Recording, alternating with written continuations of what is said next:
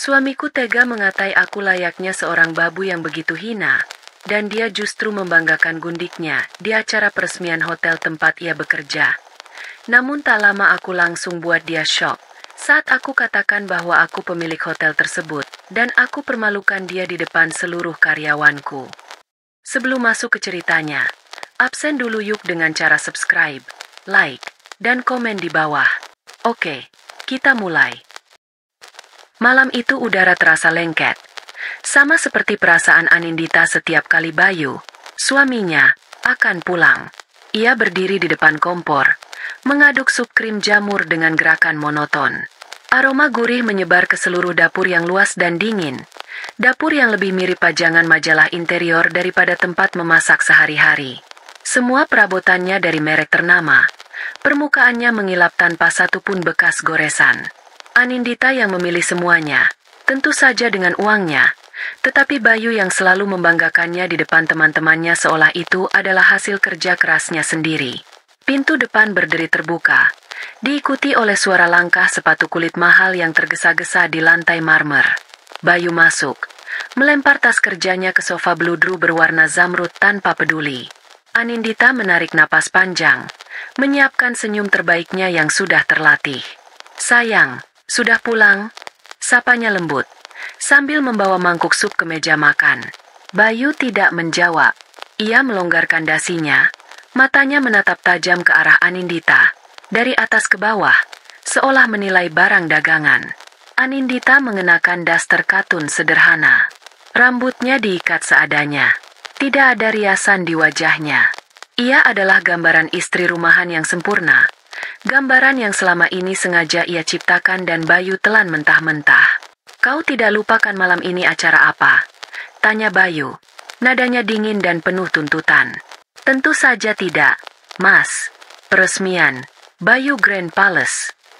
"Aku sudah siapkan semuanya," jawab Anindita sambil meletakkan sup di hadapan suaminya. Bayu mendengus. Ia menyendok sup itu dengan kasar, mencicipinya sekilas. "Hambar," komentarnya singkat, lalu mendorong mangkuk itu menjauh. "Dengar, Anindita, malam ini adalah malam terpenting dalam hidupku. Semua investor besar akan datang, para pejabat, media. Aku tidak mau ada satu kesalahan pun. Mengerti?" Anindita hanya mengangguk.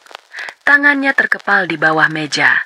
Hatinya terasa perih, bukan karena supnya dikritik, tetapi karena tatapan mata Bayu yang selalu merendahkannya. Seolah ia adalah makhluk bodoh yang tidak mengerti apa-apa selain urusan dapur. Padahal, setiap detail dari hotel Bayu Grand Palace itu, dari desain arsitektur hingga pemilihan warna tirai di kamar presidensial, adalah hasil riset dan keputusannya. Bayu hanya pandai bicara, pandai mempresentasikan ide-ide yang sebenarnya dicuri dari laptop Anindita saat ia tertidur. "Dan tolong," lanjut Bayu, menyeka mulutnya dengan serbet, "pakai sesuatu yang pantas. Jangan pakai gaun anehmu yang seperti taplak meja itu. Aku sudah siapkan gaun untukmu di kamar. Pakai itu saja. Dan jangan banyak bicara nanti. Cukup tersenyum dan mengangguk. Tugasmu hanya satu. Jangan membuatku malu."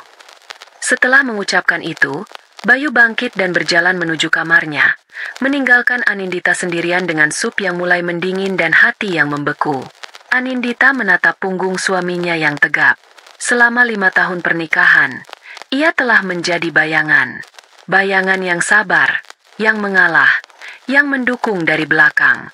Ia rela melakukannya karena ia mencintai Bayu, atau setidaknya, ia mencintai bayangan pria yang ia nikahi dulu, pria sederhana yang penuh mimpi sebelum dibutakan oleh keserakahan. Uang warisan dari keluarganya yang membiayai semua mimpi itu. Uang yang jumlahnya tak terbayangkan oleh Bayu. Anindita memberikannya dengan tulus, atas nama cinta dan kepercayaan. Ia membiarkan Bayu menaruh namanya di depan, menjadi wajah dari proyek raksasa mereka. Ia pikir, dengan begitu suaminya akan merasa bangga dan dihargai. Tapi ia salah. Semakin tinggi Bayu terbang, semakin ia lupa pada sayap yang menopangnya.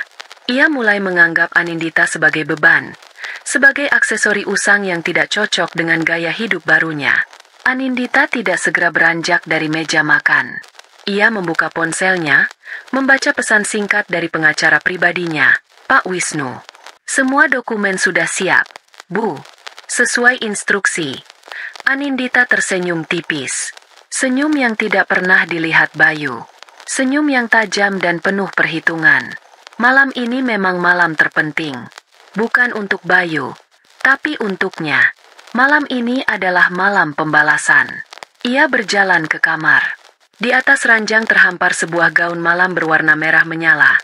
Modelnya terbuka dan sangat mencolok.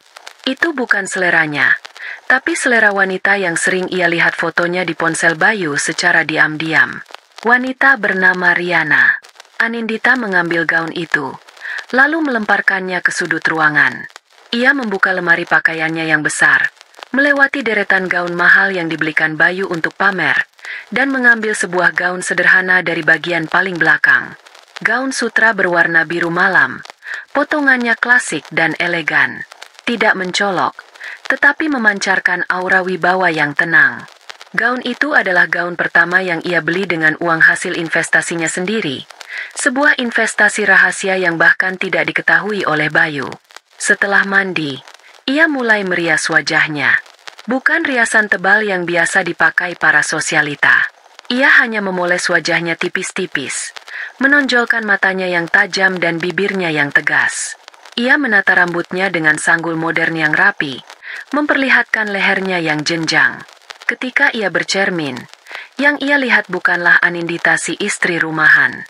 Yang ia lihat adalah Anindita Putri, pewaris tunggal kerajaan bisnis keluarganya.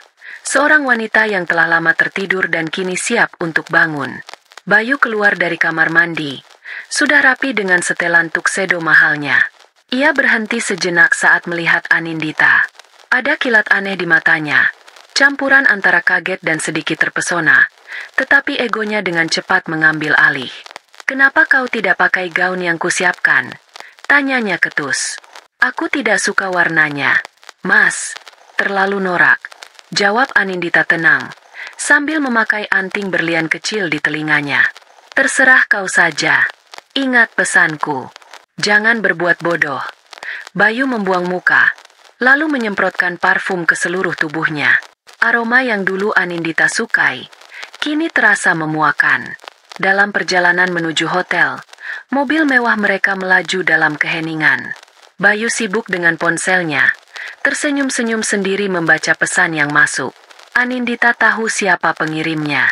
Ia hanya menatap keluar jendela, melihat lampu-lampu kota yang berkelip.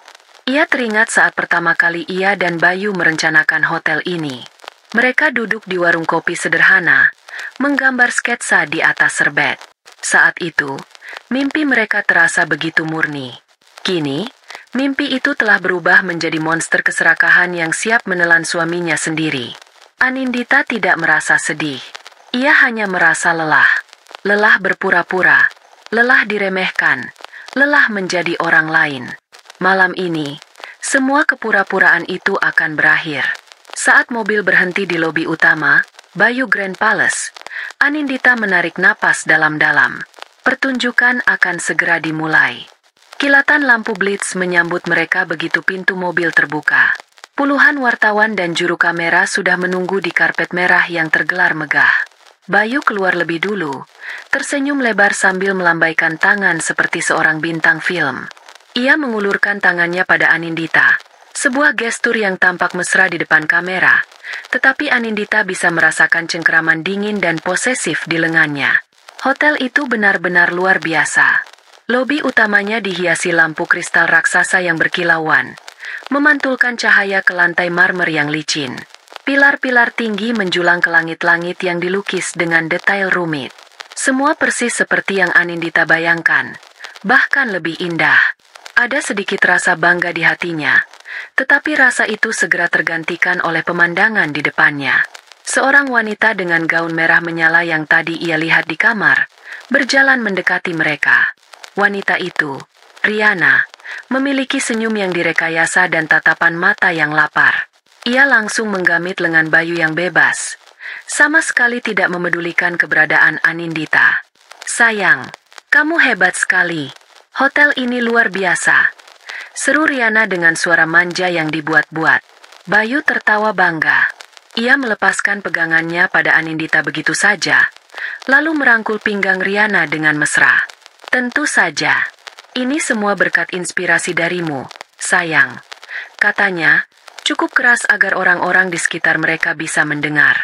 Anindita terdorong ke samping, nyaris kehilangan keseimbangan. Ia berdiri membeku sejenak, menjadi penonton drama murahan yang dimainkan oleh suaminya sendiri. Para wartawan yang tadinya menyorotnya, kini serempak mengarahkan kamera mereka pada Bayu dan Riana, pasangan sempurna yang serasi. Anindita menjadi tak terlihat, terabaikan. Sakit, tentu saja. Tetapi rasa sakit itu kini bercampur dengan amarah dingin yang memberinya kekuatan. Ia merapikan gaunnya, mengangkat dagunya, dan berjalan masuk ke dalam ballroom sendirian. Ballroom itu penuh sesak dengan tamu-tamu penting. Para pria dengan setelan mahal, para wanita dengan perhiasan berkilauan. Alunan musik klasik mengalir lembut dari sebuah panggung kecil di sudut ruangan. Anindita mengambil segelas air putih dari pelayan yang lewat dan mencari tempat yang tidak terlalu mencolok. Ia berdiri di dekat jendela besar yang menghadap ke taman hotel, tempat yang juga ia rancang sendiri. Dari posisinya, ia bisa melihat semua yang terjadi. Ia melihat Bayu dan Riana berjalan dari satu kelompok ke kelompok lain. Bayu memperkenalkan Riana sebagai rekan bisnis spesial, nya, mitra terpenting, nya, wanita hebat di balik kesuksesan, nya.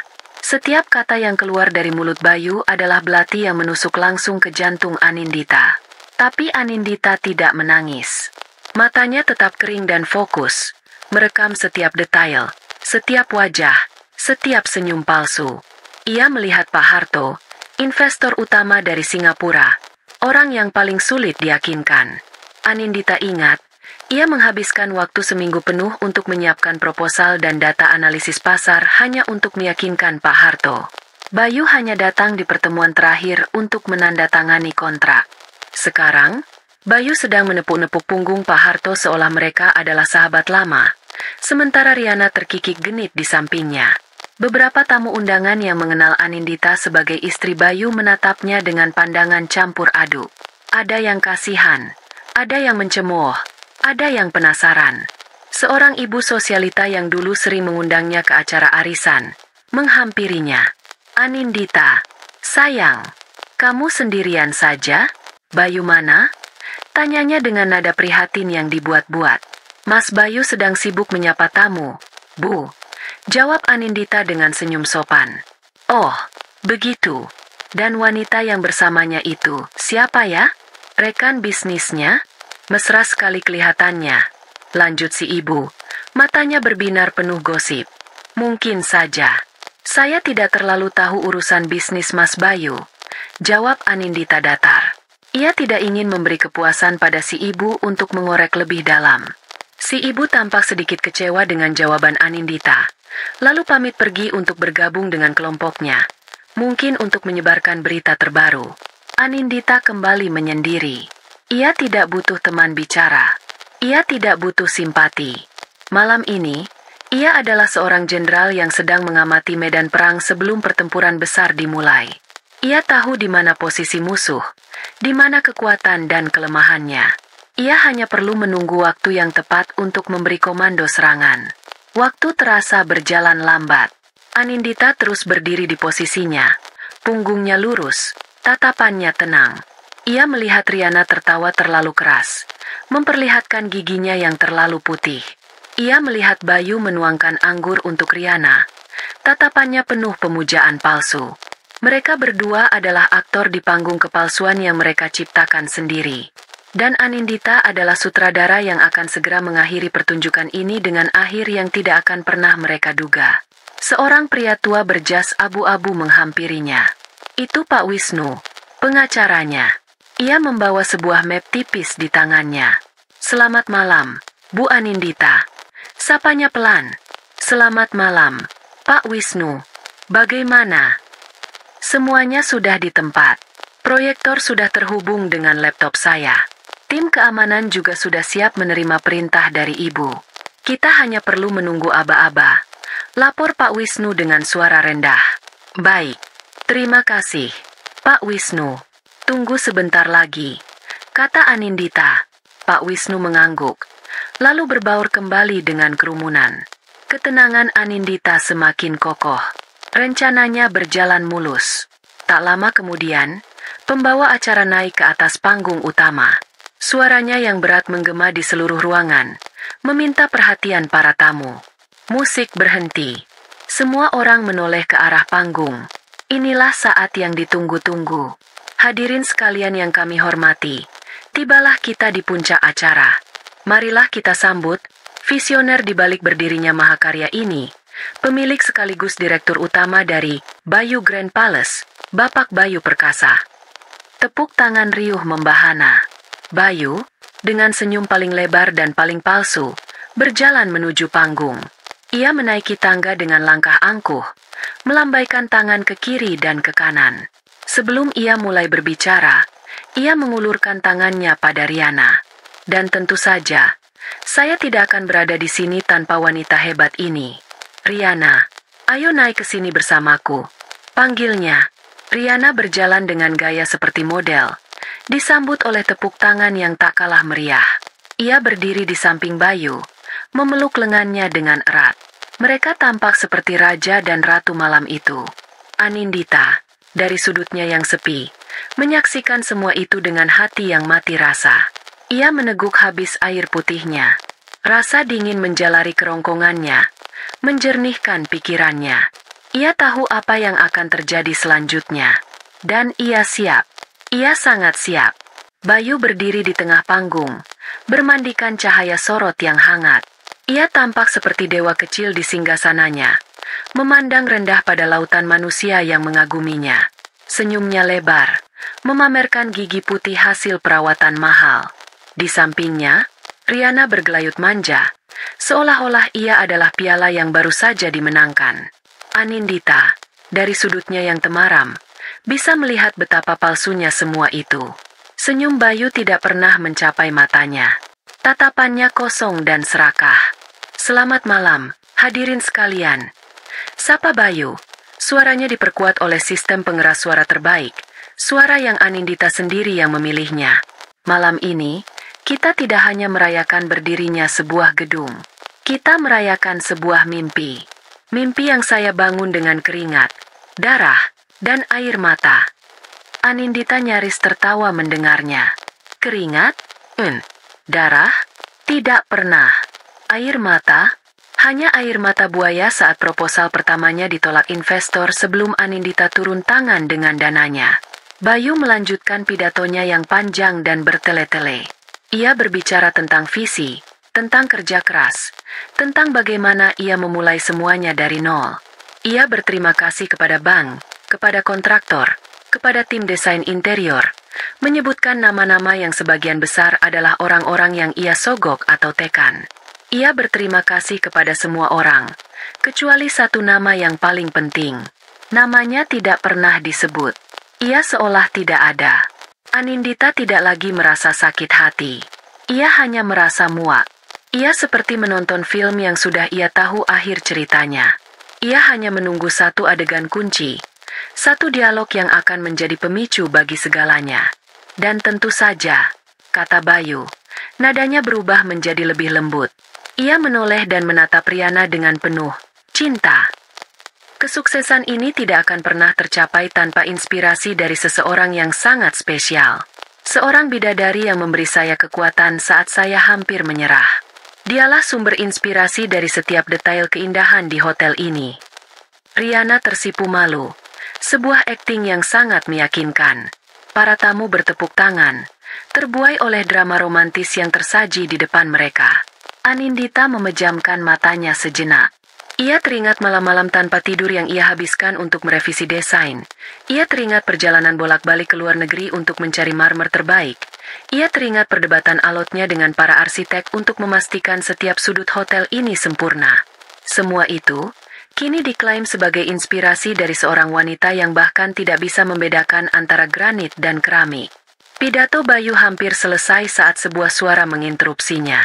Itu adalah Pak Tirtayasa, seorang pengusaha tua yang merupakan teman lama ayah Anindita. Ia orang yang jujur dan sedikit naif. "Permisi, Pak Bayu," seru Pak Tirtayasa dari mejanya yang tidak jauh dari panggung. "Pidato yang luar biasa. Tapi saya lihat, istri Anda, Anindita, duduk sendirian di sana. Kenapa tidak Anda ajak ke atas panggung untuk merayakan kesuksesan bersama?" Seluruh ruangan hening seketika. Semua mata kini tertuju pada Bayu, menunggu jawabannya. Lalu, tatapan mereka beralih pada Anindita yang duduk tenang di pojok. Anindita bisa merasakan ratusan pasang mata menusuknya, penuh rasa ingin tahu dan kasihan. Inilah saatnya. Bayu tampak sedikit terkejut dengan pertanyaan itu. Senyum di wajahnya memudar sejenak, digantikan oleh kilat jengkel di matanya. Tapi ia adalah aktor yang ulung. Dalam sekejap, ia kembali memasang senyumnya. Kali ini senyum yang merendahkan. Ia tertawa kecil, tawa yang dibuat-buat agar terdengar santai. Pak Tirta, Anda ini ada-ada saja." Ia berhenti sejenak, seolah mencari kata-kata yang tepat. "Oh, dia?" Bayu melambaikan tangannya ke arah Anindita dengan gerakan meremehkan, seolah sedang mengusir lalat. "Anggap saja dia tukang cuci piring di rumah saya. Dia hanya memastikan semuanya bersih dan beres. Urusan besar seperti ini, bukan tempatnya." Kata-kata itu, meski diucapkan dengan nada bercanda, terdengar seperti ledakan bom di tengah keheningan ballroom. Waktu seolah berhenti. Anindita merasakan telinganya berdengung. Tukang cuci piring. Jadi, setelah semua yang ia korbankan, setelah semua uang, waktu, dan tenaga yang ia curahkan, di mata suaminya ia hanyalah seorang tukang cuci piring. Beberapa orang di barisan depan tertawa canggung. Yang lain hanya diam, terlalu kaget untuk bereaksi. Pak Tirtayasa tampak pucat. Ia sadar telah membuat kesalahan besar.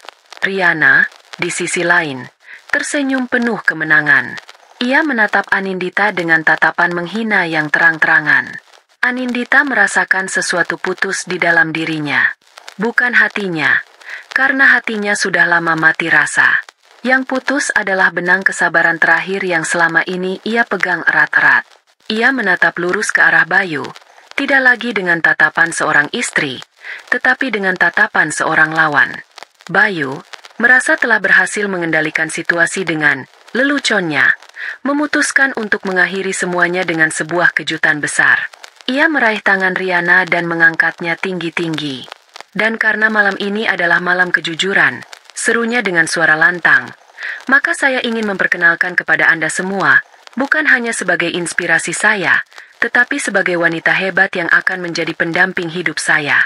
Calon istri saya, Riana Adijaya." Tepuk tangan terdengar lagi. Kali ini lebih ragu-ragu. Para tamu saling berpandangan, bingung dengan status pernikahan Bayu yang sebenarnya. Pengumuman itu adalah penghinaan pamungkas. Bayu tidak hanya merendahkannya, ia telah membuangnya di depan ratusan orang penting. Ia telah melenyapkan eksistensi Anindita sebagai istrinya. Anindita menarik napas dalam-dalam. Udara di sekitarnya terasa dingin. Ia bisa melihat wajah-wajah yang menatapnya. Wajah-wajah penuh kasihan. Ia benci tatapan itu. Ia bukan wanita yang pantas dikasihani. Ia adalah seorang ratu yang kerajaannya baru saja coba direbut oleh seorang badut. Dan sekarang, sang ratu akan mengambil kembali tahtanya. Di tengah riuh tepuk tangan yang canggung, Anindita bangkit dari kursinya. Gerakannya tidak tergesa-gesa. Ia melakukannya dengan ketenangan yang menakutkan. Suara hak sepatunya yang beradu dengan lantai marmer terdengar pelan, namun cukup untuk membuat beberapa orang menoleh. Ia meletakkan gelasnya di atas meja terdekat. Bunyi, klik, pelan dari dasar gelas yang menyentuh permukaan kaca seolah menjadi pertanda. Semua kebisingan di sekitarnya perlahan meredup. Anindita tidak lagi mendengar bisik-bisik para tamu. Ia tidak lagi mendengar tepuk tangan untuk Bayu dan Riana.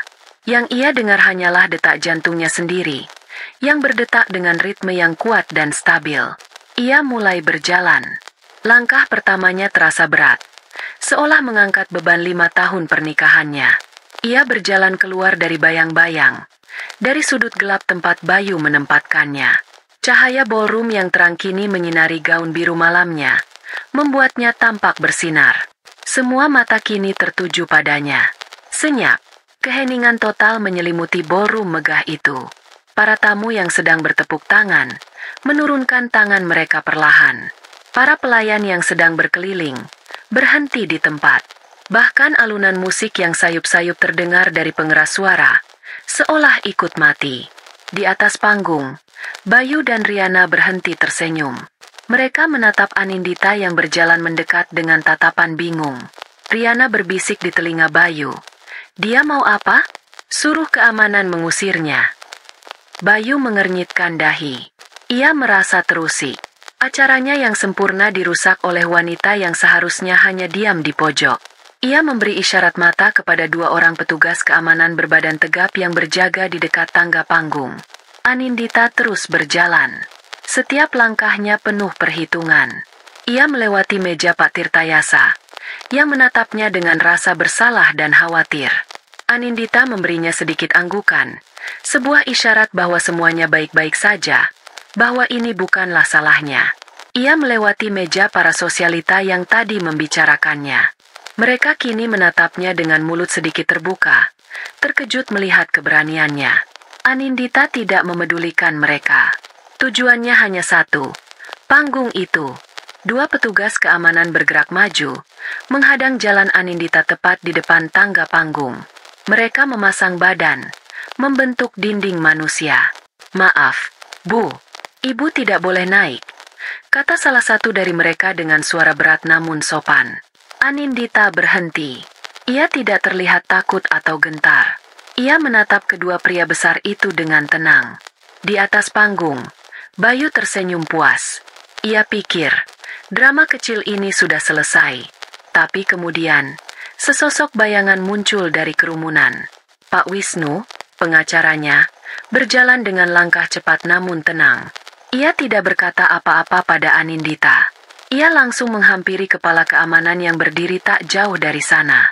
Pak Wisnu menunjukkan sebuah kartu identitas dan selembar dokumen dari dalam mapnya. Ia berbicara dengan suara rendah namun tegas. Kata-katanya tidak terdengar oleh orang lain. Kepala keamanan itu membaca dokumen tersebut. Matanya melebar karena kaget. Ia menatap Pak Wisnu, lalu menatap Anindita dengan tatapan yang sama sekali berbeda. Penuh rasa hormat. Dengan satu isyarat tangan dari kepala keamanan, kedua petugas yang tadi menghalangi Anindita langsung menyingkir, memberinya jalan dengan sikap hormat. Seluruh ballroom menahan napas. Pemandangan itu terlalu membingungkan. Istri yang dihina, kini diberi jalan oleh keamanan seolah ia adalah seorang pejabat tinggi. Bayu dan Riana di atas panggung tampak pucat.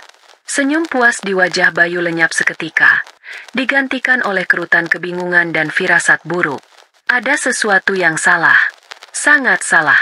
Anindita mulai menaiki tangga panggung. Satu persatu. Langkahnya mantap.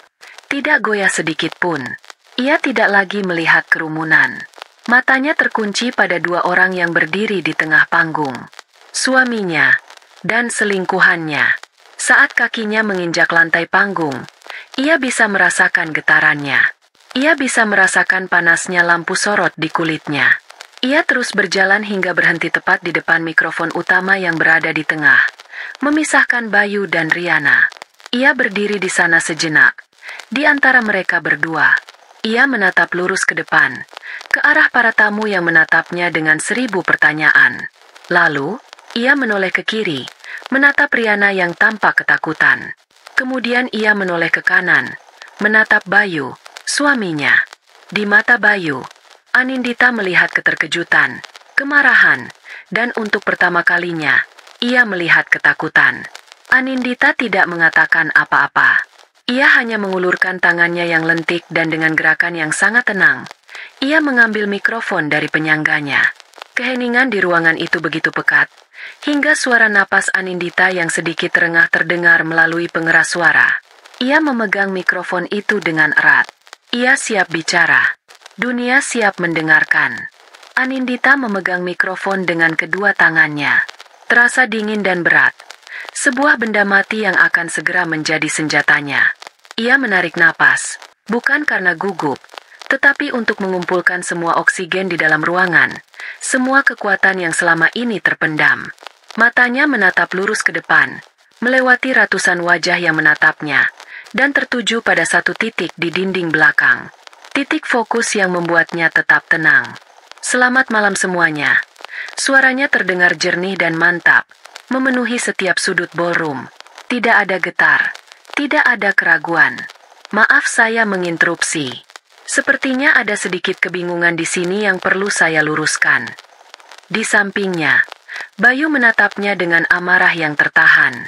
"Anindita, apa yang kau lakukan? Turun sekarang," desisnya pelan, mencoba meraih lengan Anindita, tetapi Anindita melangkah sedikit menjauh, matanya tidak pernah beralih dari para tamu. "Suami saya, Bayu," Anindita melanjutkan, sengaja memberi penekanan pada kata suami. "Sebenarnya benar dalam satu hal tadi. Saya memang menghabiskan banyak waktu saya untuk mencuci piring kotor di rumah." Kalimat itu membuat suasana semakin tegang. Para tamu saling berpandangan. Apa maksudnya? Apakah wanita ini sudah gila karena dipermalukan? Anindita tersenyum tipis. Senyum pertama yang ia tunjukkan malam itu. Senyum yang dingin dan tajam. "Tapi piring kotor yang saya cuci bukanlah piring sisa makan malam. Saya membersihkan piring kotor dari proposal-proposal bisnis yang ditolak karena datanya tidak akurat.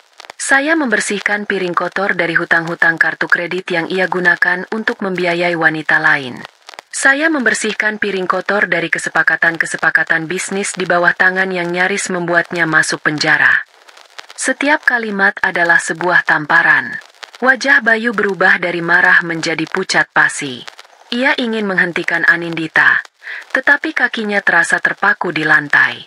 Ia melihat tatapan para kolega bisnisnya, tatapan yang mulai berubah dari bingung menjadi curiga. "Dan piring kotor terbesar yang harus saya bersihkan," Anindita berhenti sejenak, membiarkan kata-katanya meresap, "adalah kebohongan besar yang sedang kita rayakan malam ini." Ia mengalihkan pandangannya, kini menatap lurus ke arah Bayu, yang gemetar di bawah tatapannya. Bayu berbicara tentang mimpi, tentang kerja keras dari nol.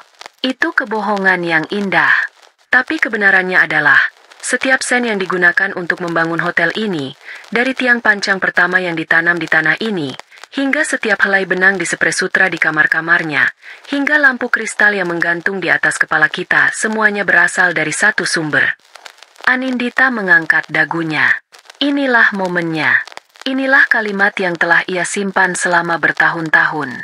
Semuanya berasal dari dana warisan keluarga saya, keluarga Putri. Terdengar pekikan tertahan dari beberapa sudut ruangan. Para wartawan yang tadi mematikan kameranya, kini serempak mengangkatnya kembali, menyalakan lampu sorot, menyadari bahwa mereka sedang menyaksikan berita terbesar tahun ini. Oleh karena itu, suara Anindita menjadi lebih lantang dan berwibawa. Hotel ini seharusnya tidak pernah bernama Bayu Grand Palace. Itu adalah nama fiksi yang ia ciptakan untuk memuaskan egonya. Nama yang tertera di semua dokumen legal, di akta pendirian perusahaan, adalah Putri Grand Hotel. Seolah diberi isyarat, layar raksasa di belakang panggung yang sejak tadi menampilkan logo Bayu Grand Palace, tiba-tiba berkedip dan berubah. Kini yang terpampang adalah salinan akta notaris yang diperbesar, dengan kop surat resmi dan stempel legal. Di sana tertulis dengan jelas, PT Putri Jaya Abadi. Bayu terkesiap. Tidak mungkin. Gumamnya. Anindita belum selesai. Dan di dalam PT Putri Jaya Abadi, hanya ada satu nama pemegang saham. Bukan Bayu Perkasa. Bukan nama ayahnya. Bukan nama ibunya. Layar kembali berganti, menampilkan lembar struktur kepemilikan modal. Hanya ada satu baris di sana. Nama, Anindita Putri. Kepemilikan, 100%. Saya, kata Anindita dengan suara yang tenang namun menggema, adalah pemilik tunggal dari hotel ini. Pengakuan itu menghantam ballroom seperti gelombang tsunami. Keheningan pecah menjadi dengungan ribuan bisikan.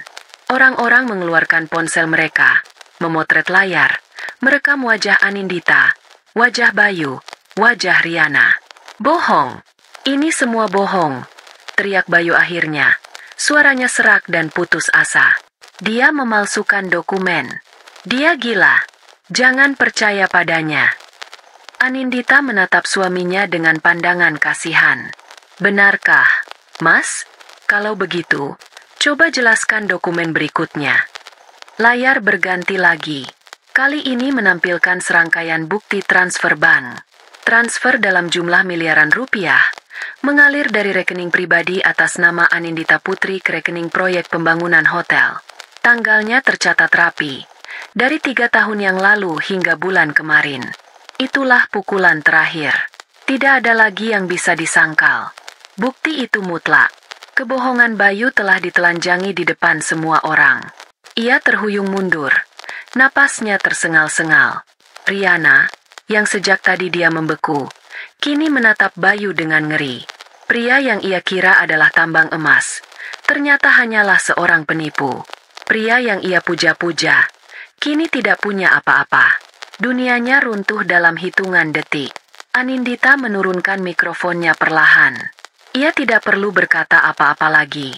Dokumen-dokumen itu telah berbicara untuknya. Ia telah merebut kembali namanya, kehormatannya, dan kerajaannya. Pertunjukan kepalsuan Bayu telah berakhir, digantikan oleh kebenaran yang menyakitkan. Kebenaran adalah beban yang terlalu berat untuk ditanggung oleh jiwa-jiwa rapuh yang terbiasa hidup dalam kepalsuan. Bagi Riana, kebenaran itu adalah vonis mati bagi semua mimpi indahnya. Pria kaya yang akan menikahinya ternyata miskin. Gaya hidup mewah yang sudah di depan mata, lenyap seperti asap. Tas-tas bermerek, mobil sport, liburan ke Eropa, semuanya menguap. Ia menatap nanar pada layar yang masih menampilkan bukti transfer miliaran rupiah atas nama Anindita. Matanya bergerak liar dari layar ke wajah Anindita yang tenang, lalu ke wajah Bayu yang pucat dan basah oleh keringat. Tidak ada harapan. Tidak ada jalan keluar. Kekosongan yang mengerikan menjalari tubuhnya. Tidak. Bisiknya lirih. Kakinya terasa seperti jeli. Pandangannya mulai kabur. Lampu-lampu panggung yang terang berputar-putar di kepalanya. Suara dengungan di ballroom terdengar semakin jauh. Hal terakhir yang ia lihat adalah senyum tipis di bibir Anindita sebelum kegelapan menelannya. Tubuhnya lemas dan ambruk ke lantai panggung dengan bunyi gedebuk yang pelan. Pingsannya Riana adalah pemicu kedua. Perhatian semua orang teralih sejenak pada sosok wanita bergaun merah yang tergeletak tak berdaya. Beberapa orang berteriak kaget. Kekacauan mulai menjalar. Bagi Bayu, pingsannya Riana nyaris tidak ia sadari. Dunianya sendiri sedang hancur berkeping-keping. Penghinaan ini lebih buruk dari kematian. Semua orang yang ia kenal, semua orang yang ia coba buat terkesan, kini menatapnya dengan tatapan campuran antara cemooh, jijik, dan kasihan. Ia telah ditelanjangi, dipermalukan di puncak kejayaannya sendiri, yang ternyata bukan miliknya. Ia menatap Anindita, wanita yang ia anggap bodoh, wanita yang ia sebut tukang cuci piring. Wanita itu kini berdiri tegak seperti seorang ratu, sementara ia, sang raja palsu, telah kehilangan mahkotanya. Napasnya menjadi sesak. Dadanya terasa seperti diremas oleh tangan raksasa. Kau! Ia menunjuk Anindita dengan jari gemetar. Kau merencanakan ini semua. Anindita tidak menjawab. Ia hanya menatap Bayu dengan mata dingin yang tak menunjukkan emosi apapun. Tatapan itu, tatapan tanpa cinta, tanpa benci, hanya kehampaan, justru menjadi siksaan terberat bagi Bayu. Aku membangunnya, aku yang bekerja keras. Racau Bayu, mencoba meyakinkan dirinya sendiri. Tapi otaknya terus memutar gambar dokumen di layar. Nama Anindita. Angka-angka itu. Semuanya nyata. Rasa sakit yang tajam tiba-tiba menusuk dadanya. Ia mencengkeram tuksedonya, terbatuk-batuk, berusaha mendapatkan udara. Pandangannya mengabur. Wajah-wajah di kerumunan melebur menjadi satu. Ia bisa mendengar suara detak jantungnya sendiri berdebam keras di telinga. Lalu melambat. Tenaganya hilang. Kakinya menyerah. Ia ambruk. Jatuh berlutut sebelum akhirnya roboh di samping tubuh Riana yang pingsan. Raja dan ratu palsu itu kini terbaring kalah di atas panggung sandiwara mereka yang telah runtuh. Di tengah kepanikan para tamu, Anindita tetap menjadi satu-satunya orang yang tenang. Ia tidak bergerak sedikit pun. Ia hanya memandangi dua sosok yang tergeletak di kakinya. Tidak ada rasa puas, tidak ada rasa kasihan, hanya ada kelegaan. Beban itu akhirnya terangkat. Ia mengangkat mikrofon kembali ke bibirnya. Suaranya yang tenang langsung memotong kebisingan. "Hadirin sekalian, mohon tenang," katanya. Sepertinya Tuan Bayu dan tamunya membutuhkan perhatian medis. Semua orang terdiam, terpana oleh ketenangan Anindita. Ia menoleh ke arah kepala keamanan yang sejak tadi berdiri siaga di tepi panggung. "Tolong panggil tim medis," perintahnya. Suaranya tegas dan jelas. "Bawa mereka berdua keluar lewat pintu belakang. Saya tidak mau ada satupun wartawan yang mengikuti. Pastikan itu." Kepala keamanan itu mengangguk patuh. "Siap, Bu Anindita," jawabnya sigap. Lalu segera meneriakkan perintah kepada anak buahnya melalui radio komunikasi. Dalam sekejap, tim keamanan dan tim medis yang sudah disiagakan bergerak dengan efisien. Mereka naik ke panggung, mengangkat tubuh Riana dan Bayu ke atas tandu, lalu dengan cepat membawa mereka pergi dari ballroom yang tegang. Anindita menyaksikan semuanya tanpa berkedip. Setelah panggung bersih, ia kembali menghadap para tamunya. Wajahnya tampak lelah, tetapi matanya bersinar dengan kekuatan baru. "Mohon maaf atas gangguan yang tidak terduga ini," katanya. "Drama keluarga yang tidak seharusnya dipertontonkan. Sekarang, setelah sedikit membersihkan panggung, mari kita lanjutkan perayaan yang sesungguhnya." Ia berhenti sejenak, membiarkan semua orang mencerna kata-katanya. "Selamat datang, sekali lagi, di acara peresmian Putri Grand Hotel." Setelah hening beberapa detik, tepuk tangan mulai terdengar. Awalnya pelan dan ragu-ragu, dari meja Pak Tirtayasa. Lalu diikuti oleh para investor lain yang kini menatap Anindita dengan kekaguman. Mereka tidak hanya melihat seorang wanita yang membalas dendam, mereka melihat seorang pemimpin yang mampu mengendalikan krisis dengan kepala dingin.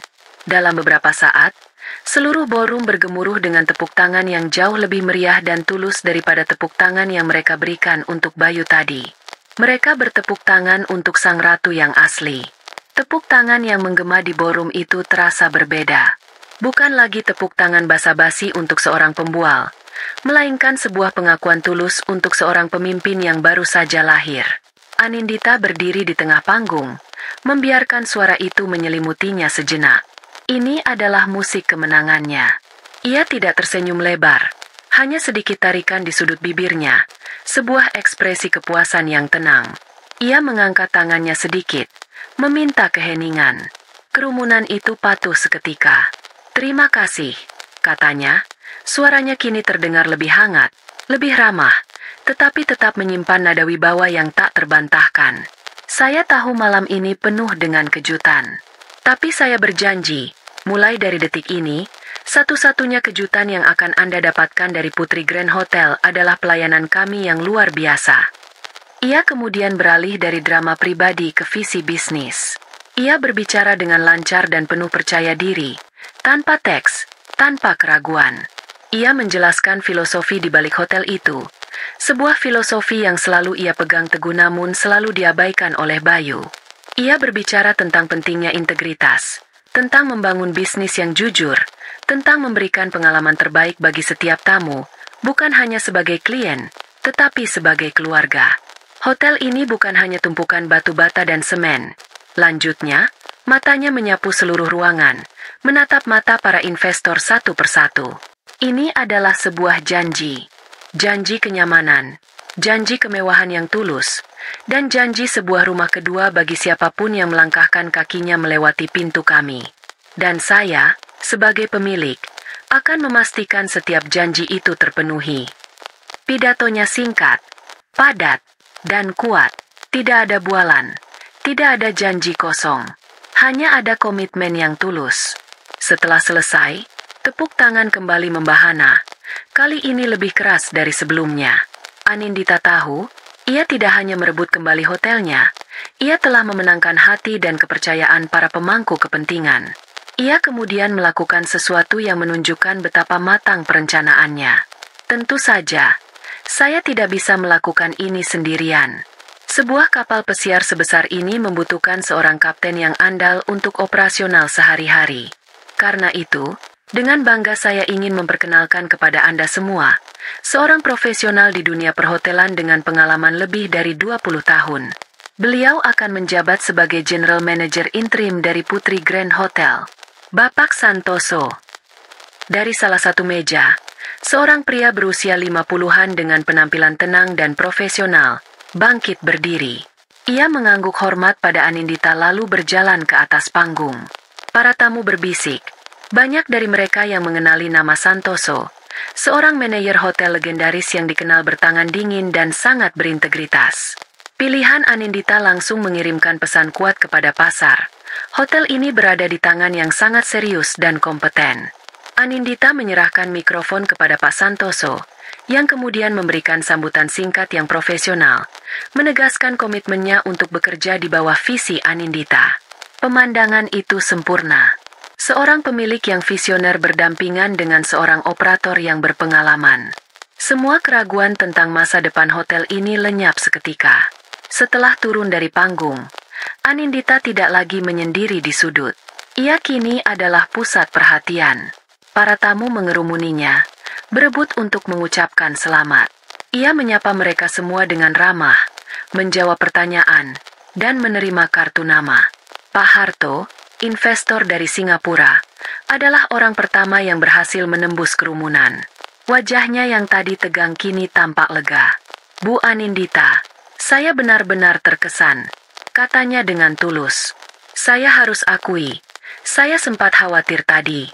Tapi cara ibu menangani situasi luar biasa. Saya jadi semakin yakin dengan investasi saya. Terima kasih, Pak Harto, jawab Anindita tenang. Saya justru yang harus berterima kasih atas kepercayaan Bapak selama ini. Saya tahu laporan yang Bapak terima mungkin sedikit, dipercantik. Besok pagi, tim saya akan mengirimkan laporan keuangan dan proyeksi yang sebenarnya kepada Bapak. Transparan, tanpa ada yang ditutupi. Pak Harto tersenyum lebar. Saya suka cara kerja Anda, Bu. Sangat terus terang. Di tengah keramaian itu, Anindita tetap fokus. Ia melihat Pak Wisnu berdiri di dekat pilar, menunggunya. Setelah berhasil melepaskan diri sejenak dari kerumunan, ia menghampiri pengacaranya. Semuanya berjalan sesuai rencana. Bu, lapor Pak Wisnu. Bagus, kata Anindita pelan. Matanya berubah menjadi dingin dan tajam, kontras dengan senyum ramahnya beberapa saat yang lalu. Sekarang, laksanakan bagian kedua dari rencana. Saya mau semua aksesnya diputus. Malam ini juga. Baik, Bu. Saya akan langsung menghubungi pihak bank. Kata Pak Wisnu. Bukan hanya bank. Potong Anindita. Saya mau semuanya. Berikan perintah ini pada kepala keamanan yang baru. Pertama, bekukan semua kartu kredit perusahaan atas nama Bayu Perkasa. Platinum, titanium, apapun jenisnya.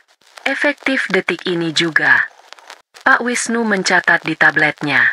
Kedua, tarik semua fasilitas kendaraan. Mercedes, BMW, Alphard yang biasa ia pakai. Hubungi para pengemudi dan perintahkan mereka untuk segera kembali ke garasi hotel. Jika dia mencoba menghubungi, katakan mereka sedang ditugaskan keluar kota. Baik, Bu. Ketiga, ubah semua kode akses digital. Penthouse Hotel, ruang kerja direktur, brankas perusahaan. Saya mau dia bahkan tidak bisa masuk untuk mengambil dasinya sekalipun. Untuk rumah utama kita, panggil tukang kunci profesional besok pagi-pagi sekali. Ganti semua kunci. Gerbang, pintu utama, pintu belakang. Semuanya. Sangat jelas, Bu. Terakhir, Anindita berhenti sejenak. Matanya berkilat dingin. Tentang perawatan medisnya. Pastikan pihak rumah sakit tahu bahwa perusahaan tidak akan menanggung biaya apapun. Tagihkan semuanya ke rekening pribadinya. Jika dia masih punya sisa uang di sana. Berikan dia perawatan standar, bukan ruang VVIP yang biasa ia pesan. Dia bukan lagi siapa-siapa. Serangkaian perintah itu diucapkan dengan suara rendah, tanpa emosi, seperti seorang jenderal yang sedang menyusun strategi perang. Pak Wisnu mengangguk. Sama sekali tidak terkejut dengan ketegasan kliennya. Ia sudah tahu sejak awal bahwa di balik penampilan lembut Anindita, ada seorang wanita dengan tulang punggung baja. Setelah memberikan perintahnya, Anindita kembali berbaur dengan para tamu. Ia tertawa, berbincang, mengangkat gelasnya untuk bersulang. Tidak ada seorang pun yang tahu bahwa di tengah pesta kemenangannya, ia baru saja menandatangani surat perintah yang akan menghancurkan kehidupan pria yang pernah ia cintai, hingga ke akar-akarnya. Malam itu, sang ratu tidak hanya merebut kembali istananya, ia juga memastikan rajanya yang lama akan hidup di pengasingan yang paling hina. Bau disinfektan yang tajam adalah hal pertama yang menyambut kesadaran Bayu. Ia mengerjapkan matanya, mencoba melawan cahaya lampu neon yang menusuk. Kepalanya terasa pening, seolah habis dihantam palu. Ia mencoba mengingat apa yang terjadi. Ingatan terakhirnya adalah panggung, wajah Anindita, dokumen-dokumen di layar, dan rasa sakit yang meremukkan dadanya. Ia bangkit duduk dengan susah payah. Ia tidak berada di kamar VVIP rumah sakit langganannya yang mewah. Ini adalah ruangan biasa, dengan dinding bercat putih pudar dan hanya ada satu kursi plastik di sudut. Tirai tipis memisahkannya dari ranjang sebelah. Di ranjang itu, Riana sedang duduk. Matanya bengkak karena menangis, rambutnya berantakan. "Kamu sudah bangun?" tanya Riana ketus. Suaranya serak. "Di mana kita? Apa yang terjadi?" tanya Bayu. Suaranya lemah. "Di mana?" "Di neraka. Itu yang terjadi," sembur Riana. Amarahnya meledak. "Kita di rumah sakit umum murahan. Dan ini semua gara-gara kamu, pembohong. Jaga mulutmu, Riana. Ini semua salah perempuan gila itu," balas Bayu. Egonya yang terluka membuatnya ikut marah. "Perempuan gila? Dia yang punya segalanya. Kamu yang tidak punya apa-apa. Kamu menipuku.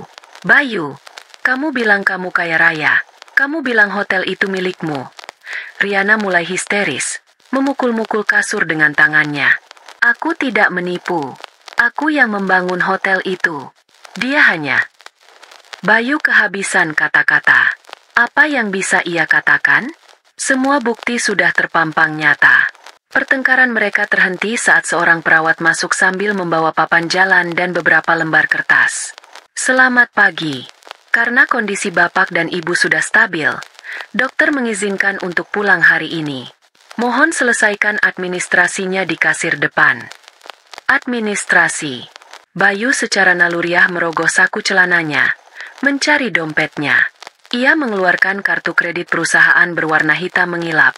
Kartu andalannya yang tak terbatas. "Tolong pakai ini," katanya pada perawat itu dengan sisa-sisa kesombongan yang ia miliki. Perawat itu mengambilnya dan pergi. Beberapa menit kemudian, ia kembali dengan wajah canggung. "Maaf, Pak, kartunya ditolak." Dunia Bayu seakan berhenti berputar. "Ditolak? Tidak mungkin. Coba lagi. Mesinnya pasti rusak." "Sudah 3 kali dicoba di mesin yang berbeda, Pak. Tetap ditolak. Apa ada kartu lain?" Dengan tangan sedikit gemetar, Bayu memberikan kartu lain dari bank yang berbeda. Hasilnya sama. Ditolak. Kepanikan mulai menjalari dirinya. Ia bisa merasakan tatapan tajam Riana yang menusuk punggungnya. Setelah mencoba 4 kartu berbeda dan semuanya gagal, Bayu akhirnya menyerah. Ia harus membayar tagihan rumah sakit yang tidak seberapa itu dengan sisa uang tunai di dompetnya. Sebuah penghinaan yang tak terkira. Setelah keluar dari rumah sakit, penghinaan itu terus berlanjut. Bayu mencoba menghubungi sopir pribadinya. Nomornya tidak aktif. Ia mencoba menghubungi sopir kantor yang lain. "Maaf, Pak Bayu. Saya sedang ditugaskan ke Bandung oleh Bu Anindita," jawab si sopir dengan nada formal. "Bu Anindita." Panggilan itu terasa seperti tamparan. Akhirnya, mereka terpaksa naik taksi online. Sesuatu yang tidak pernah Bayu lakukan selama bertahun-tahun. Di dalam mobil yang berbau pengharum murahan, Riana tidak berhenti mengomel. Bayu hanya diam, pikirannya kosong. Tujuan pertama mereka adalah penthouse hotel. Mereka harus mengambil barang-barang mereka. Tapi saat tiba di lobi dan mencoba naik lift khusus, kartu akses Bayu tidak berfungsi. Lampu kecil di pemindai terus berkedip merah. Ada yang bisa dibantu, Pak? Sapa seorang petugas keamanan yang baru. Wajahnya asing. Kartu saya tidak berfungsi. Saya mau ke penthouse, kata Bayu ketus. Mohon maaf, atas perintah manajemen. Akses ke lantai penthouse hanya untuk Ibu Anindita dan staf yang berwenang. Jawab petugas itu dengan tegas namun sopan. Saya direktur utama di sini, bentak Bayu. Mohon maaf, Pak.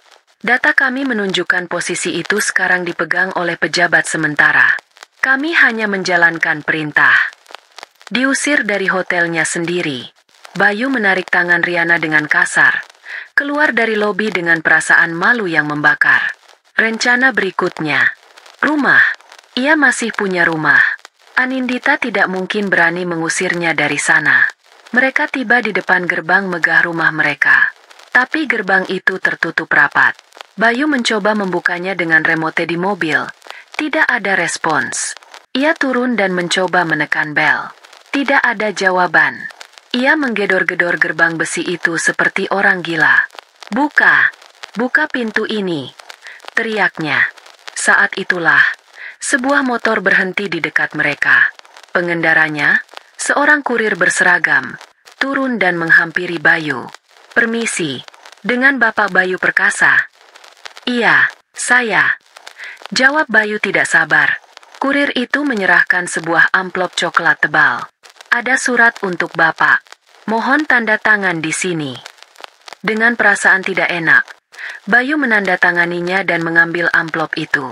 Ia merobeknya dengan kasar. Di dalamnya ada setumpuk dokumen. Di halaman paling depan, tertulis dengan huruf tebal yang seolah mengejeknya. Surat gugatan cerai. Tangannya gemetar saat ia membaca isinya.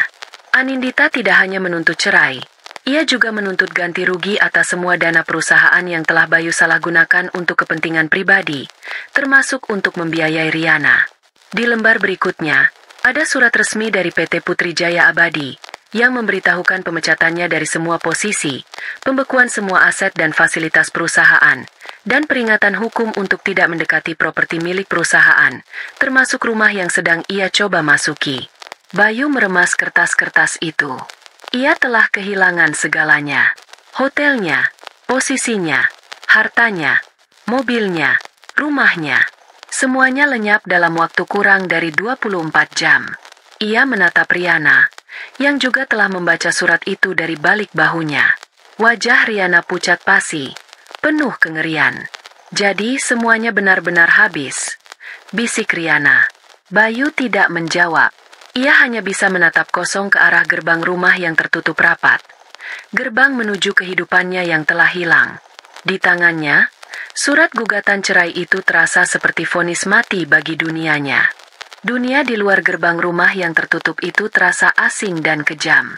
Bayu dan Riana berdiri di trotoar, di bawah tatapan sinis matahari sore, dengan setumpuk kertas di tangan Bayu yang terasa seperti batu nisan bagi kehidupan mereka. Mobil-mobil mewah melintas, membawa orang-orang dari dan menuju kehidupan nyaman yang baru saja direnggut dari mereka. Jadi, apa sekarang? Desis Riana. Suaranya bergetar karena marah dan panik. Kita mau tinggal di jalanan? Ini rencanamu. Hah? Menjadi gembel? Diam, bentak Bayu. Rasa malu dan putus asa membuatnya menjadi buas. Aku akan menelepon beberapa teman. Kita akan baik-baik saja. Tapi dunia yang ia kenal telah berbalik melawannya. Telepon pertama, kepada seorang pengusaha yang sering ia traktir minum, langsung ditolak. Telepon kedua, kepada seorang pejabat yang sering ia beri hadiah, tidak diangkat. Telepon ketiga, keempat, kelima, semuanya sama. Berita tentang kehancurannya di malam peresmian telah menyebar lebih cepat dari api. Tidak ada yang mau berurusan dengan seorang penipu yang sudah jatuh miskin. Namanya kini menjadi racun. Matahari mulai terbenam, menodai langit dengan warna oranye dan ungu yang indah. Sebuah pemandangan yang terasa seperti ejekan. Mereka tidak punya tujuan. Akhirnya, dengan sisa-sisa uang tunai yang mereka miliki, mereka menyewa sebuah kamar di losmen murah di pinggiran kota. Tempat itu berbau apak dan lembab. Sprei kasurnya terasa lengket, dan dari kamar mandi terdengar suara keran yang bocor, menetes tanpa henti seperti detak waktu menuju kehancuran total. Riana menjerit saat melihat kecoak merayap di dinding. Aku tidak mau di sini. Aku tidak bisa tinggal di tempat menjijikan ini. Lalu kita mau kemana? Teriak Bayu frustrasi. Apa kau punya uang? Apa kau punya teman yang bisa menampung kita? Tidak kan? Jadi diam dan terima saja. Malam itu adalah malam terpanjang dalam hidup mereka. Tidak ada cinta, tidak ada kenyamanan. Yang ada hanya pertengkaran tanpa henti, saling menyalahkan, dan suara tetesan air dari kamar mandi yang seolah menghitung setiap detik dari penderitaan mereka. Keesokan paginya, saat Bayu terbangun dengan tubuh pegal dan kepala pening, ia menemukan sisi ranjang di sebelahnya kosong. Riana sudah pergi. Di atas bantal yang kotor, tergeletak sebuah catatan yang ditulis dengan lipstik merah di atas secari kertas toilet. Aku tidak mendaftar untuk hidup miskin. Ternyata kamu lebih miskin dari tukang cuci piring. Selamat tinggal, pecundang. Bayu meremas kertas itu. Tapi rasa sakitnya bukan karena ditinggalkan. Rasa sakitnya adalah karena dompetnya yang tergeletak di meja juga kosong. Riana telah mengambil sisa uang tunai terakhir mereka dan menghilang. Kini ia benar-benar sendirian, tanpa uang sepeser pun, terdampar di sebuah losmen kumuh. Hari-hari berikutnya adalah kabur dari rasa lapar dan penghinaan. Ia terpaksa menjual jam tangan Rolex-nya dengan harga yang sangat murah kepada seorang pedagang di pinggir jalan hanya untuk bisa makan dan membayar sewa kamar untuk beberapa hari lagi. Setelah jam tangan, giliran ponsel canggihnya, lalu cincin kawinnya. Satu-satunya kenangan dari pernikahannya yang kini terasa seperti lelucon pahit. Ia pindah ke tempat yang lebih murah. Sebuah kamar kos sempit di sebuah gang becek. Kamarnya hanya cukup untuk satu kasur tipis dan sebuah lemari plastik kecil. Ia harus berbagi kamar mandi dengan 10 penghuni lainnya. Kamar mandi yang kotor dan berbau pesing. Setiap pagi, ia terbangun bukan oleh sinar matahari yang menembus jendela apartemen mewahnya, tetapi oleh suara berisik para tetangga dan bau got dari luar jendela. Ia mencoba mencari pekerjaan. Dengan sisa-sisa arogansinya, ia mencoba melamar posisi manajer di beberapa perusahaan. Ia ditolak mentah-mentah. Beberapa pewawancara bahkan terang-terangan menertawakannya. Anda Bayu Perkasa yang itu, kan? Yang ada di berita? Maaf, perusahaan kami mencari orang yang berintegritas. Egonya hancur lebur. Ia menurunkan standarnya, melamar pekerjaan sebagai staf penjualan, sebagai admin, bahkan sebagai kurir. Tapi reputasinya yang buruk selalu mendahuluinya. Tidak ada yang mau mempekerjakan seorang penipu. Minggu-minggu berlalu menjadi bulan. Tubuhnya semakin kurus. Wajahnya yang dulu terawat kini kusam dan ditumbuhi janggut tipis. Pakaian bermereknya yang tersisa mulai lusuh dan pudar warnanya. Ia terpaksa makan nasi bungkus sekali sehari. Terkadang harus menahan lapar jika uangnya benar-benar habis. Ia telah mencapai titik terendah dalam hidupnya. Suatu siang yang terik, saat perutnya melilit karena lapar dan putus asa hampir menelannya, ia berjalan tanpa tujuan. Matanya menangkap sebuah tulisan tangan di secari karton yang ditempel di pintu sebuah warung makan sederhana. Dicari, tenaga cuci piring. Bisa langsung kerja. Bayu berhenti. Ia menatap tulisan itu lama sekali. Tukang cuci piring. Kata-kata itu, hinaan yang pernah ia lontarkan dengan begitu angkuh kepada Anindita, kini kembali menghantuinya sebagai satu-satunya pilihan untuk bertahan hidup. Ironi itu terasa begitu kejam, begitu pahit. Dengan langkah berat dan kepala tertunduk, ia masuk ke dalam warung itu. Pemiliknya, seorang ibu gemuk yang galak, menatapnya dari atas ke bawah. Mau kerja? Bisa cuci piring? Jangan cuma gaya saja. Bisa, Bu. Jawab Bayu pelan. Suaranya nyaris tak terdengar. Hari itu, Bayu Perkasa, sang mantan direktur utama yang angkuh, memulai pekerjaan barunya. Ia berdiri di belakang warung, di ruangan yang panas dan pengap, dikelilingi tumpukan piring kotor yang menggunung. Ia menyalakan keran, merasakan air sabun yang kasar di tangannya yang dulu hanya terbiasa memegang pena mahal dan kemudi mobil sport. Ia mulai menggosok piring pertama, piring yang penuh sisa makanan dan noda sambal. Saat ia bekerja, air mata panas mulai menetes dari matanya, bercampur dengan keringat dan air cucian yang kotor. Ia menangis tanpa suara, menangisi kebodohannya, kesombongannya, dan kehidupannya yang telah hancur. Saat ia mengangkat wajahnya, ia melihat pantulan dirinya di panci stainless steel yang tergantung di dinding. Yang menatapnya balik bukanlah seorang visioner yang hebat, melainkan wajah kuyu seorang pria kalah, seorang tukang cuci piring yang sesungguhnya. Karma telah datang menagih hutangnya, dengan cara yang paling puitis dan paling menyakitkan. Setahun telah berlalu sejak malam yang mengubah segalanya. Langit di atas Jakarta masih sama, terkadang cerah, terkadang mendung. Tetapi bagi Anindita, langit itu kini terasa jauh lebih luas dan penuh dengan kemungkinan. Ia duduk di ruang rapat di lantai teratas Putri Grand Hotel, memimpin rapat dewan direksi.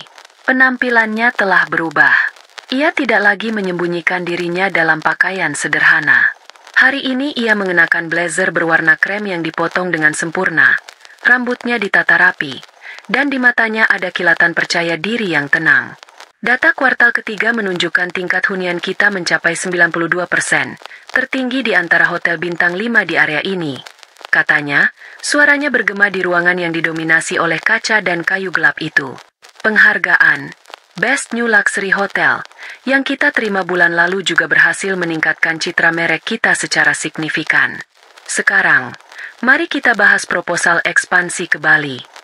Para direktur, termasuk Pak Santoso yang kini menjadi direktur operasional tetap, mendengarkannya dengan penuh perhatian dan hormat. Mereka tidak lagi melihatnya sebagai istri seseorang, mereka melihatnya sebagai seorang pemimpin. Seorang visioner sejati yang tidak hanya cerdas dalam strategi, tetapi juga sangat berintegritas. Di bawah kepemimpinannya, Putri Grand Hotel tidak hanya sukses secara finansial, tetapi juga menjadi tempat kerja yang dihargai oleh para karyawannya. Setelah rapat selesai, Anindita berjalan kembali ke ruang kerjanya, sebuah kantor sudut yang luas dengan pemandangan kota 360 derajat. Ini adalah ruangan yang sama yang dulu dirancang Bayu untuk dirinya sendiri, penuh dengan perabotan maskulin yang angkuh. Anindita telah merombaknya total, mengubahnya menjadi ruang yang lebih terang, lebih elegan, dengan sentuhan karya seni modern dan tanaman hijau yang subur. Pak Wisnu sudah menunggunya di sana sambil tersenyum. Selamat siang, Bu Anindita. Saya bawa kabar baik. Ia meletakkan sebuah map di atas meja Anindita. Akta cerai resmi sudah keluar. Semuanya sudah selesai. Secara hukum, Anda adalah wanita yang sepenuhnya bebas. Anindita membuka map itu. Ia menatap dokumen di dalamnya lama. Tidak ada rasa sakit. Tidak ada kemarahan. Yang ada hanyalah perasaan lega yang dalam, seolah sebuah pintu berat dari masa lalu akhirnya tertutup rapat.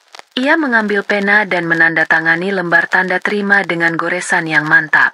Terima kasih untuk semuanya, Pak Wisnu, katanya tulus. Saya tidak akan bisa melewati ini semua tanpa bantuan Bapak. Justru saya yang harus berterima kasih atas kepercayaan Ibu. Sebuah kehormatan bisa bekerja bersama Anda, balas Pak Wisnu. Sore itu, dalam perjalanan pulang, Anindita meminta sopirnya untuk melewati jalan yang berbeda. Ia ingin melihat sebuah galeri seni kecil yang baru buka. Saat mobilnya berhenti di lampu merah di sebuah persimpangan yang ramai, matanya secara tidak sengaja menangkap sebuah pemandangan di seberang jalan. Di sana, keluar dari gang belakang sebuah warung makan, adalah sesosok pria kurus dengan pakaian kumal. Ia membawa 2 kantong sampah besar yang tampak berat. Pria itu adalah Bayu. Wajahnya kotor, rambutnya panjang tak terurus, dan jalannya sedikit membungkuk karena lelah. Ia tampak 10 tahun lebih tua. Untuk sesaat, dunia di sekitar Anindita seolah melambat. Bayu, mungkin merasakan ada yang mengamatinya, secara kebetulan mengangkat wajahnya. Mata mereka bertemu, terpisah oleh beberapa lajur lalu lintas dan sebuah jurang kehidupan yang tak mungkin terjembatani. Di mata Bayu, Anindita melihat kekosongan. Tidak ada lagi arogansi, tidak ada lagi amarah. Yang ada hanya penyesalan yang dalam dan rasa malu yang tak berkesudahan. Dan di mata Anindita, Bayu tidak melihat kebencian atau senyum kemenangan. Yang ia lihat adalah ketenangan. Sebuah ketidakpedulian yang damai. Baginya, Bayu bukan lagi monster dari masa lalunya. Ia hanyalah orang asing yang menyedihkan. Lampu berubah hijau. Mobil kembali melaju, meninggalkan sosok Bayu yang berdiri terpaku di trotoar, mengecil di kaca spion, sebelum akhirnya lenyap. Anindita tidak menoleh ke belakang. Ia mengalihkan pandangannya ke depan. Ia tidak lagi memikirkan Bayu. Pikirannya sudah beralih pada rencana ekspansi hotelnya, pada liburan yang akan ia ambil bersama teman-teman lamanya, pada kelas melukis yang ingin ia ikuti. Malam itu, ia berdiri di balkon penthouse-nya, menatap kerlip lampu kota yang terhampar seperti permadani permata di bawahnya. Angin malam membelai wajahnya. Ia tidak lagi merasa sendirian. Ia merasa utuh. Ia telah melalui badai tergelap dalam hidupnya dan keluar sebagai pemenang. Bukan karena ia telah menghancurkan musuhnya, tetapi karena ia telah menemukan kembali dirinya sendiri. Fajar yang baru telah menyingsing untuk Anindita Putri. Dan di langitnya yang cerah, tidak ada lagi bayang-bayang masa lalu. Yang ada hanyalah masa depan yang terbentang luas, cerah, dan sepenuhnya miliknya.